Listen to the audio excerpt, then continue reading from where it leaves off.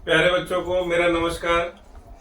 बच्चों, आज एक और स्पेशल वीडियो है, that is Ashoka the emperor who gave up the war. ये इतिहास में एक ऐसा एम्परर है जिसने लड़ाई जीतने के बाद भी, जिस राज्य पे उन्होंने लड़ाई किया, जीत गए, फिर भी उसको छोड़ के आ गए और उन्होंने कसम खा ली कि अब मैं आगे से वार नहीं करूंगा। That is the great Ashoka. हम सब जानते हैं। This is pertain to chapter number 8 SST class 6 NCERT। हम लोग क्या करेंगे, इंपॉर्टेंट पॉइंट्स करेंगे which is important for your exam point of view. और वीडियो को कोशिश करूंगा छोटे से छोटा रख के एक ही वीडियो में सारा आपका कवर कर देता हूं। So let us start chapter number 8 Ashoka. मैंने पहले से ही ऑलरेडी इसको थोड़ा हाईलाइट कर लिया है, सो इम्पोर्टेंट पॉइंट पे ही मैं फोकस करूंगा and I will make you understand each and every important point without wasting much time. So let us start. Ashoka was one of the greatest ruler known to history, and his inscriptions were inscribed on pillar as well as on rock surface. Ashoka जो थे वो history में सबसे one of the greatest ruler is known. वो अशोका थे और उनके जो मैसेजेस थे, जो उनके सोच थे, वो उन्होंने क्या किया था, पत्थर पे ऐसे शिलालेख, मतलब पत्थर है उस पे पूरा नक्काशी करके लिखवा के परमानेंट, आज की डेट में भी उसको देखा जा सकता है। जहां जहां उनके वो अभिलेख पड़े हुए हैं, वहां अगर कोई जाए तो उनको आज की डेट में भी दिखेगा। जो उनके मैसेजेस थे, उनको हम क्या बोलते हैं, धम्म। धम्म यानी वो प्राकृत लैंग्वेज में है और उसका संस्कृत होता है धर्म। चलिए हम लोग लाइन बाय लाइन चलेंगे। पहले the emperor that Ashoka rule was founded by his grandfather Chandragupta Maurya. चलिए अब इनके ग्रैंडफादर यानी दादाजी ने एम्पायर का निर्माण किया था और एम्पायर था मौर्य, है ना। चलिए मैं लिखता हूं इसको, the Maurya empire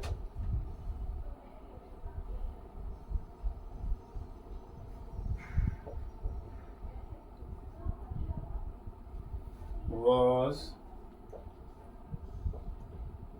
founded by, क्या नाम है इनका, चंद्रगुप्त मौर्य।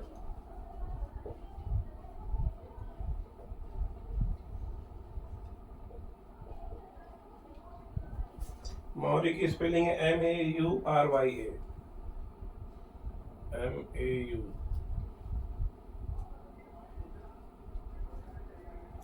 चंद्रगुप्त मौर्य, है ना। ये कौन था, दादाजी थे। दादाजी किसके, अशोका के, है ना। तो अशोका के दादाजी थे, ग्रैंडफादर। ये ग्रैंडफादर ऑफ अशोका। तो अब अगर पूछा जाए कि भाई मौर्य एम्पायर किसने स्टेब्लिश किया, फाउंड किया, चंद्रगुप्त मौर्य ने। कौन था ये, अशोका के दादाजी। कब किया था, लगभग बुद्ध के टाइम पे, लगभग 2500 साल पहले, है ना। और Chandragupta was supported by a wise man named Chanakya.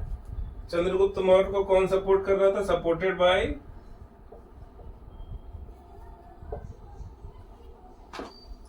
Bye Chanakya.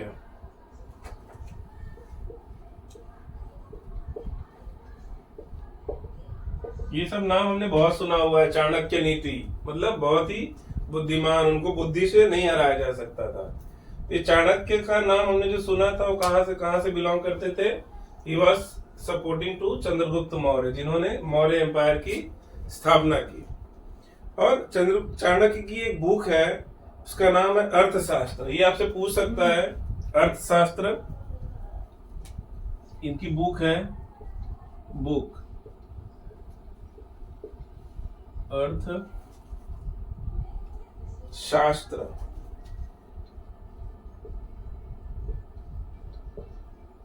आपसे पूछेगा अर्थशास्त्र बुक किसने लिखी है, चाणक्य ने, है ना। चाणक्य ने ये बुक लिखी है अर्थशास्त्र, और he was supporting to Chandragupta Maurya.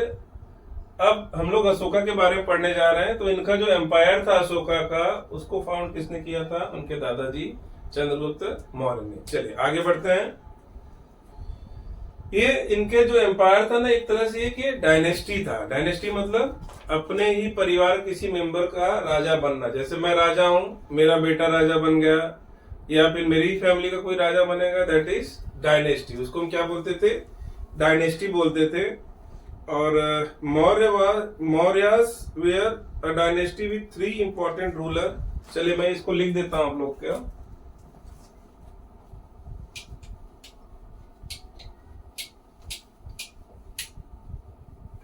Maurya dynasty में 3 इंपॉर्टेंट रूलर हुए थे। I am noting it down.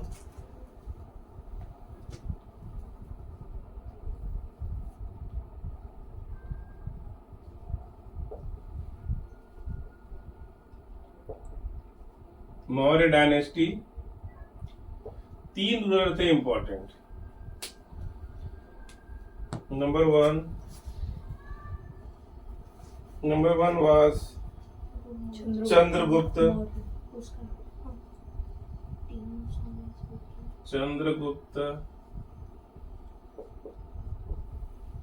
Maurya. Number 2 उनका बेटा, उनका नाम था बिंदुसारा।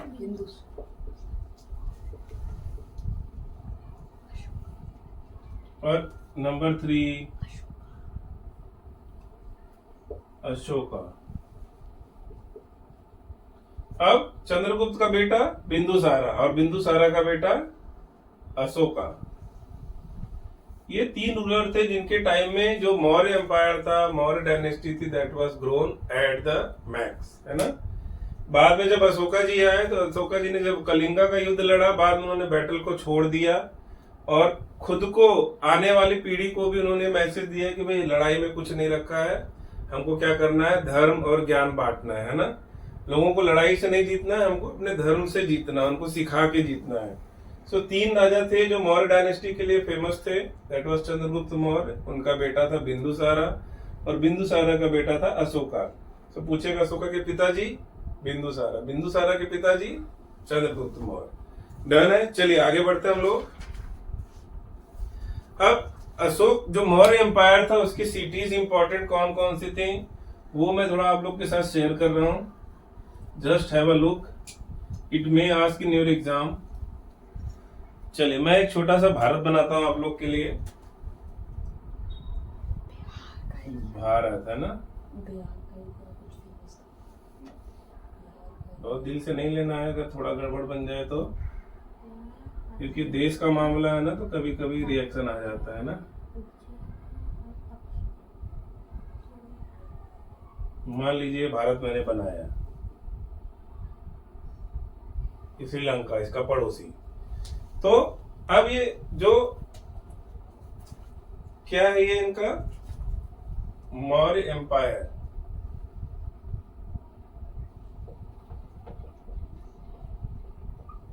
मौर्य एम्पायर में 3 सिटीज बहुत फेमस थे। पहला इनका कैपिटल था, उसका नाम था पाटलिपुत्र। इनका कैपिटल था पाटलिपुत्र। अब पाटलिपुत्र कहाँ था? पाटलिपुत्र कहाँ था? ऑलमोस्ट यहाँ पे, है ना। ये कहाँ पे है? ये बिहार, उड़ीसा, जो इधर नॉर्दर्न रीजन है, ये कौन सा रीजन है? नॉर्थ ईस्ट रीजन, है ना। तो नॉर्थ ईस्ट तो वैसे ही आएगा, लेकिन नॉर्थ सेंट्रल या ईस्ट रीजन में ही ये इनका क्या था? पाटलिपुत्र। मैं लिख देता हूं, ये क्या है? पाटलिपुत्र।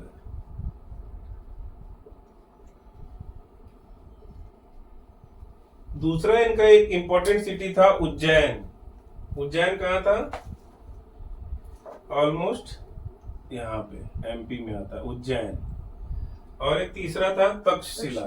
तक्षशिला आज के पाकिस्तान में है ये, तो तक्षशिला था।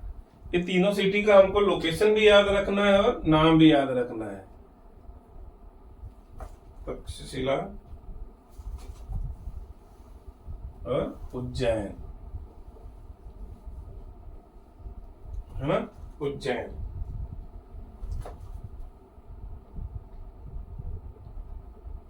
ये तीनों का आपको लोकेशन भी याद रखना है और मेन सिटी, ये इनका क्या था, कैपिटल था, है ना।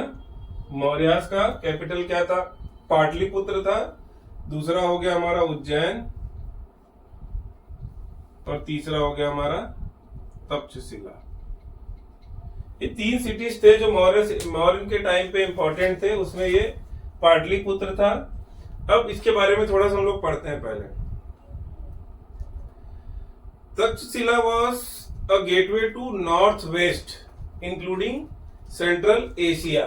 तो तक्षशिला क्या था, तक्षशिला मैं लिखता हूं, ये अपने को पता होना चाहिए, gateway to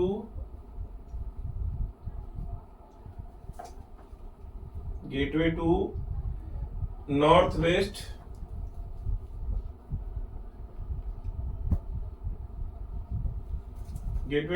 waste including central Asia.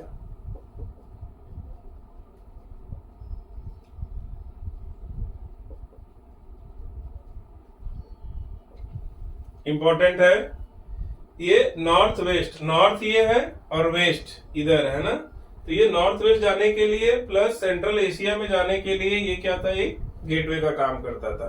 Major city था, जो ट्रेडर्स थे यहाँ आके रुकते थे, मतलब यहाँ से बिजनेस को भी डील करते थे, प्लस यहाँ पे आके रुकते थे, फिर इधर से उनको आसानी रहता था यहाँ से कांटेक्ट करना है, इनके कैपिटल से कांटेक्ट करना, that was easy.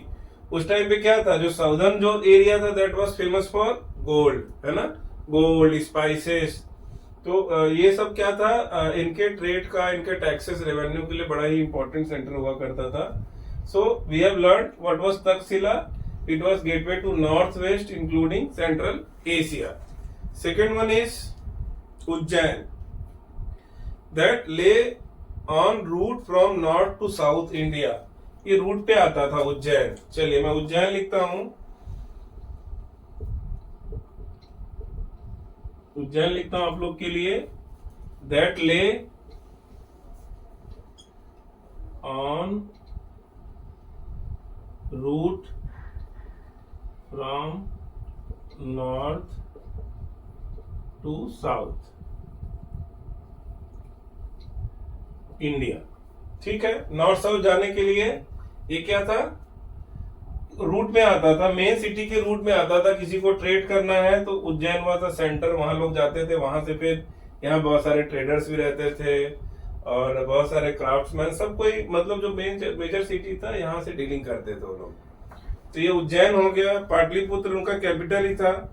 So these are the main cities, इनका क्या इंपॉर्टेंस है इनमें हमने देख लिया हो। चलिए आगे बढ़ते हैं अब। तो ruling the empire, page number 77, as the empire was so large different parts they ruled differently. जो डिफरेंट पार्ट्स थे उसको अलग तरीके से रूल किया गया एज पर देयर लोकेशन, लोग कैसे थे, उसका वहां की ज्योग्राफी कैसी थी, physical condition of that land was कैसा था, उसके हिसाब से वहां पे वो किया उन्होंने।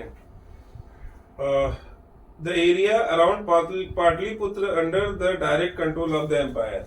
अब ये पाटलिपुत्र था, ये इनका कैपिटल ही था, तो एम्पायर जो था उसके डायरेक्ट कंट्रोल में था ये। आगे बढ़ते हैं।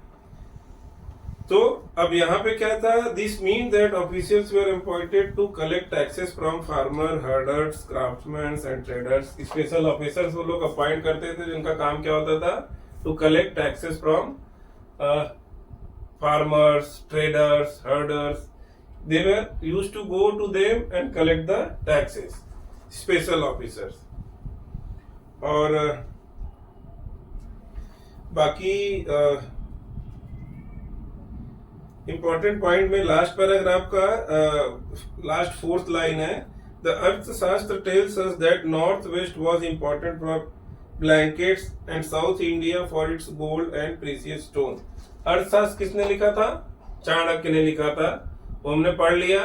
वो क्या बताता है कि भाई जो नॉर्थ वेस्ट है, ये नॉर्थ वेस्ट मतलब नॉर्थ और वेस्ट, ये किसके लिए था, ब्लैंकेट्स के लिए। साउथ जो था वो गोल्ड के लिए ज्यादा फेमस था। चलिए आगे पढ़ते हैं। अब जो है हम लोग अशोका के बारे में पढ़ेंगे, अ unique ruler. Ashoka was a unique ruler. चलिए आगे देखते हैं। अभी तो हमने किसके बारे में पढ़ा, मौर्य एम्पायर कहाँ से कहाँ फैला हुआ था, उनकी इंपॉर्टेंट सिटीज क्या थी और हर सिटी का क्या इंपॉर्टेंस था उनके एम्पायर में, जो इंपॉर्टेंट मेन 3 सिटी थे उसके बारे में हमने देख लिया। क्वेश्चन जो पूछा जाएगा इसमें से ही आपको पूछा जाएगा, so don't go here and there, just memorize these points, you will be able to answer the question. चलिए, अशोका अ यूनिक रूलर, वो यूनिक रूलर क्यों थे वो हम लोग देखते थे। The most famous Mauryan ruler was Ashoka. He was the first ruler who tried to take his message to the people through inscriptions. वो ऐसे पहले रूलर थे Ashoka,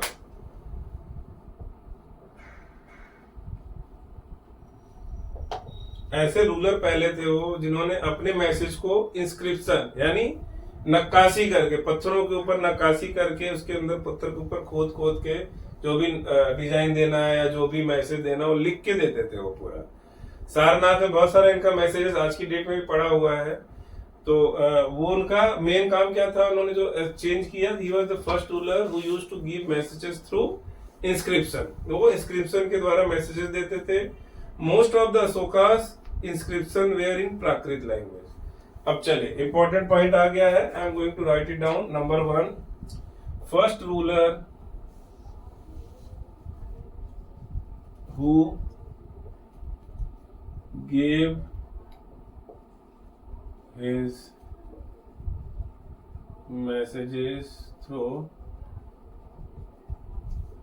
inscriptions।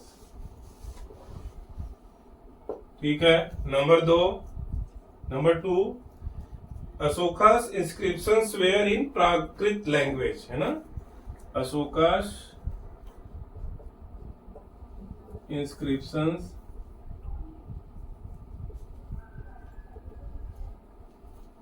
were in Prakrit language। ठीक है, आगे बढ़ते हैं। and were written in Brahmi script, and were written in Brahmi script. Done है। सो 2 पॉइंट हमको मिल गया अशोका के बारे में। ये दोनों पॉइंट हमको याद रखना है कि जो उन्होंने पहला ऐसे रूलर थे जिन्होंने अपना मैसेज इंस्क्रिप्शन के थ्रू दिया, और दूसरा पॉइंट था उनके जो मैसेजेस थे प्राकृत, है ना, लैंग्वेज में थे, and were written in Brahmi script, Brahmi script में लिखे हुए थे। चलिए आगे देखते हैं। थर्ड पॉइंट में अगली हेडिंग आ जाती है Kalinga war. It is also a very famous war which turn the history, है ना, इतिहास को इसने बदल दिया। कलिंगा वार, रेड कलर में लिखता हूं आप लोग के लिए, Ashoka's war in Kalinga.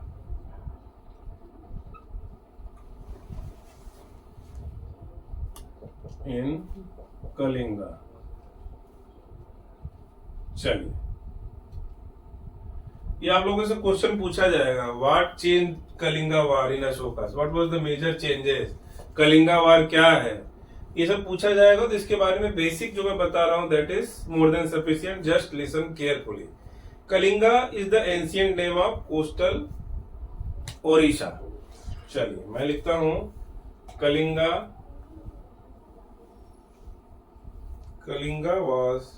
Kalinga is ancient name of coastal Orissa। पहला पॉइंट कहाँ सिचुएटेड है, एंशियंट कोस्टल ओडिशा, जो अभी एंशियंट नेम है, यानी ओडिशा ने देखा है भारत की जो इधर अब इसके क्या बोलते हैं, अगर ये भारत इंडिया है और ये जो है क्या है, ये है वेस्ट बंगाल, तो इसके नीचे आता है ओडिशा, है ना, Odisha.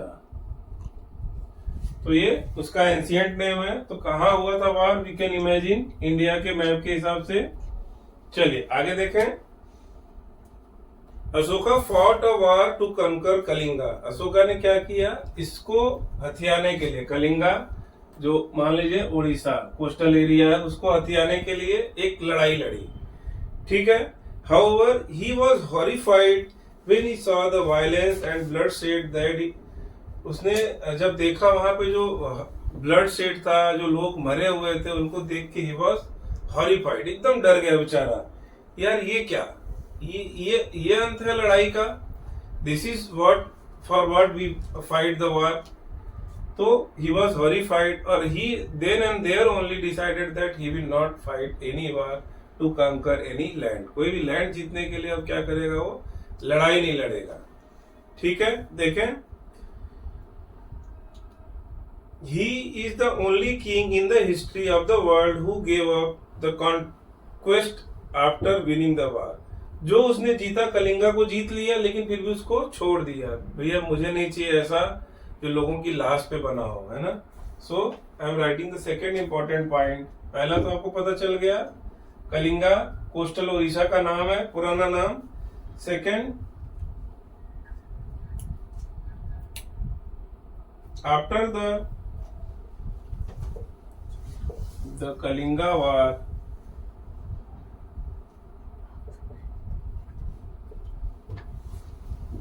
he was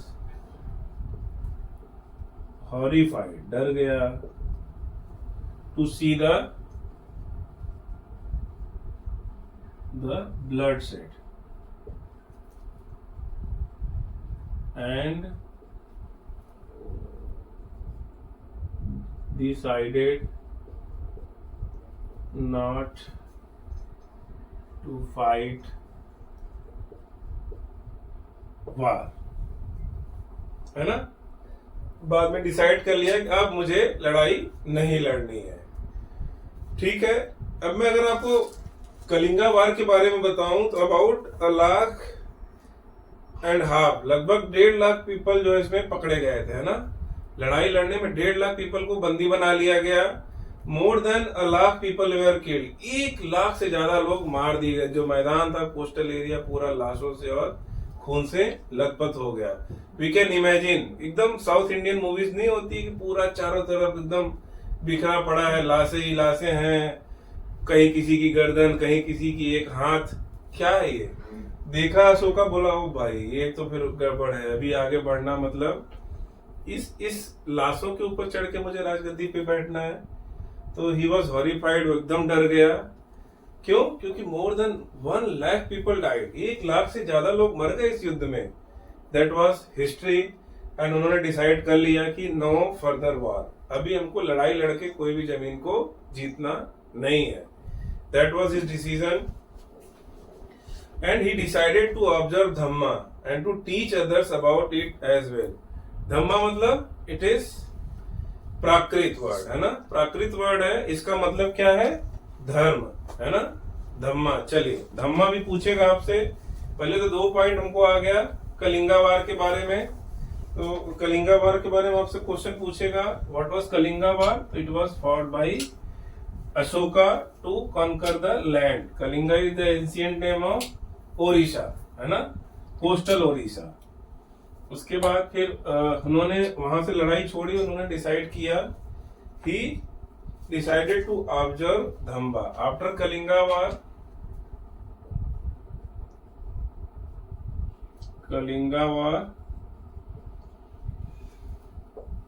He decided to observe Dhamma। धम्मा क्या है? प्राकृत वर्ड, है ना।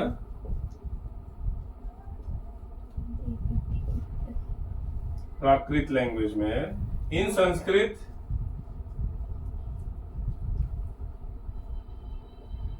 इट इज नोन एज धर्मा।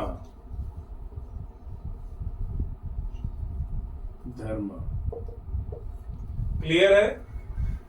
धम्मा धम्मा गाना भी है ना। हम्मा हम्मा हम्मा है। तो हमको क्या करना है? धम्मा को, ये प्राकृत में है और ये क्या है? इसका संस्कृत में मतलब क्या होता है? धम्मा। हमको याद रखना, पूछेगा what is Dhamma, so his teachings. जो जो अशोका की टीचिंग्स थी उसको हम धम्मा बोलते थे, और धम्मा क्या है, प्राकृत लैंग्वेज में था, है ना। इसलिए इसको सुनने में लगता है यार कुछ अलग ही चीज होगा। इसका मतलब क्या है, धर्म। धर्म की बात है, किसी को मारना नहीं है, प्यार से जीतना है ना। पहले तो करोड़ों लोगों का क्या किया, गला काट दिया, लेकिन जब एहसास हुआ, जब जागो तभी सवेरा। तो ये कलिंगा वार में अशोक जी जाग गए थे, और कलिंगा वार के बाद से उन्होंने हिस्ट्री को बदल दिया, because he was so powerful at that time, है ना। जहां भी जाते थे अशोका, वहां पे अपना परचम, मौर्यन एम्पायर का परचम लहरा के आते थे लाखों करोड़ों लोगों की लाशों पर। चलिए आगे बढ़ते हैं। It is believe that winning people over through Dhamma is much better than conquering them through force. तो उन्होंने बोला कि धर्म के आधार पर, धम्मा के आधार पर लोगों को जीतना ज्यादा आसान है in compare to winning through war, है ना। फोर्स से जीतना और किसी को प्यार से जीतना बहुत अंतर है। प्यार से जीतोगे तो उसकी क्या जीतोगे आप, लॉयल्टी जीतोगे, है ना। जबरदस्ती जीतोगे तो क्या है, वो तो मजबूर है, जिसके हाथ में लाठी उसी की भैंस होती है। ये अभी से नहीं, सदियों से चला आ रहा है, आने वाले कई सदी तक चलता भी रहेगा। अपने हाथ में लाठी होनी बहुत जरूरी है। चलिए बच्चों, लाठी का मतलब ज्ञान, है ना। आज के टाइम में ज्ञान, पहले क्या था, लठ लेके निकल जाओ। एक एक परिवार में, एक एक कपल में 10-10 बच्चे होते थे गांव में, जिसके ज्यादा बच्चे, जिसके बेटे, उसका दबदबा रहता था। आज के टाइम में एक भी लड़का है और वो पढ़ के अच्छे से अगर खड़ा हो गया तो 10 उसके सामने आ नहीं सकते। क्यों? आज की लाठी क्या है, ज्ञान है। आज की लाठी ज्ञान, और आपको अपनी लाठी मजबूत करनी है ना। अपनी लाठी को क्या करना है, मजबूत करना है। और कैसे कर सकते हो आप लोग, मेहनत करके, ज्ञान को बढ़ा के। चलिए आगे बढ़ते हैं। उन्होंने स्क्राइबिंग में लिखा क्या कि I am scribing this message for future so that my son and grandson after me should not think about war. इन्होंने जो स्क्रिप्शंस लिखवाए ताकि मेरा बेटा और उसका आने वाला बेटा जो है वार के बारे में न सोच के क्या सोचे, धम्मा, हम्मा हम्मा, है ना। चलिए, धम्मा इस प्राकृत मैंने बता दिया आप लोग को। What was Ashoka's Dhamma, very important question. So अब क्या था धम्मा, मैंने आप लोग को बता दिया। इनके मैसेजेस जो थे वो इंस्क्रिप्शन फॉर्म में लिखे रहते थे, उसी को धम्मा बोलते थे। तो उनके मैसेजेस क्या थे और कैसे वो उसको स्प्रेड करने की कोशिश कर रहे थे, let us talk about that, है ना। अशोकास धम्मा।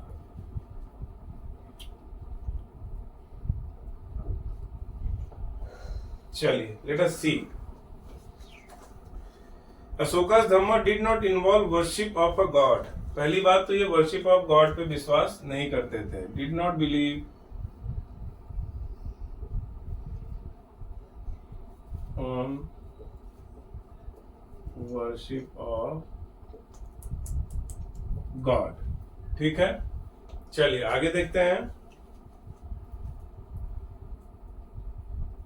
और टू परफॉर्म सैक्रिफाइस, सैक्रिफाइस भी नहीं करना है और भगवान की पूजा भी नहीं करनी है ना। आगे क्या है, he felt that just as father tries to teach his children, he had a duty to instruct his subjects। जैसे उसने क्या बोला कि जैसे एक पिता अपने बच्चे को सिखाता है, ऐसे मेरी ड्यूटी है कि अपनी चीजें जो है अपनी जनता को, अपने लोगों को बताऊं, है ना। सो एक तो उस टाइम पे क्या था, बहुत सारी कुरीतियां चल रही थी, जैसे रिलीजन, धर्म को लेके, जात पात को लेके, और स्लेव, सर्वेंट, उनको बहुत बुरी तरीके से ट्रीट किया जाता था। तो अशोका ने क्या सोचा कि it is his duty to solve this problem. उन्होंने क्या सोचा कि it is Ashoka's duty to solve their problem. So he appointed officials known as Dhamma Mahamatta, है ना। अपॉइंटेड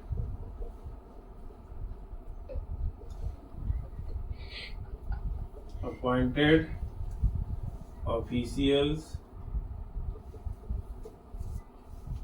known as धम्मा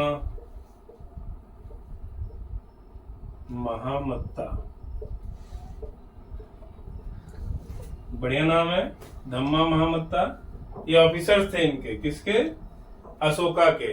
इनका काम क्या काम था कि जो लोगों को जाके धम्मा के बारे में बताना। जो बेचारे पढ़े लिखे नहीं होते थे ना, तो वो खड़े रहते थे पत्थर के पास ही, वो आते थे, भैया आइए खड़े होइए मैं पढ़ के बताता हूँ। तो फिर उनके जो मैसेजेस थे, उनका एक ही काम था कि उनके जो मैसेजेस थे, जो इंस्क्रिप्शंस थे, उसको ज्यादा से ज्यादा लोगों तक पहुंचाना, है ना। Who went from place to place teaching people about Dhamma? Who went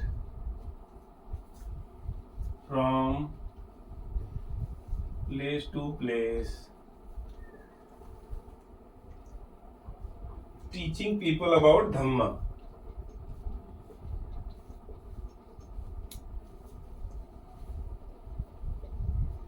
About धम्मा, ठीक है। कौन था ये? धम्मा महामत्ता लोग थे। चलिए आगे बढ़ते हैं। Ashoka also sent messengers to spread ideas about dhamma to other island lands such as Syria, Egypt, Greece and Sri Lanka. चलिए अगला पॉइंट, थर्ड पॉइंट लिखता हूं मैं। कौन कौन सी कंट्री में अपने आदमी भेजे थे सिखाने के लिए धम्मा? चलिए मैं लिख देता हूं Syria number 1, Syria number 2, Egypt,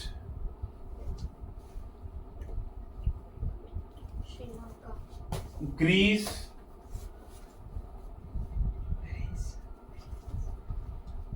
and Sri Lanka.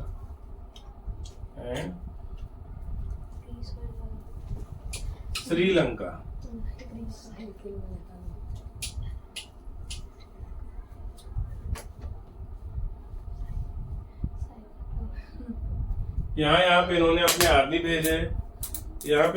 आदमी भेजे टू टीच धम्मा, लोगों तक प्रचार प्रसार करने के लिए। सो that is all about this chapter. We have successfully completed Ashoka up to class 6 only. Don't feel that कि you know everything, मैंने सब कुछ बता दिया। ये है pertaining to class 6, but yes, आप इससे हायर क्लास में भी जाओगे तो बेस पॉइंट यही रहेगा, इसी को खाली इलेबोरेट किया जाएगा। So this is all about Ashoka emperor. Friends, one thing I would like to more emphasize that please do share my videos with relevant friends. आपके जो जानने वाले दोस्त हैं, जो आपकी क्लासेस में पढ़ रहे हैं या फिर आपके कलीग अड़ोस पड़ोस में रह रहे हैं, ताकि जो मेरी मेहनत है वो ज्यादा से ज्यादा लोगों तक पहुंचे। सब्सक्राइब करते रहिए, शेयर करते रहिए। Thank you so much. जय श्री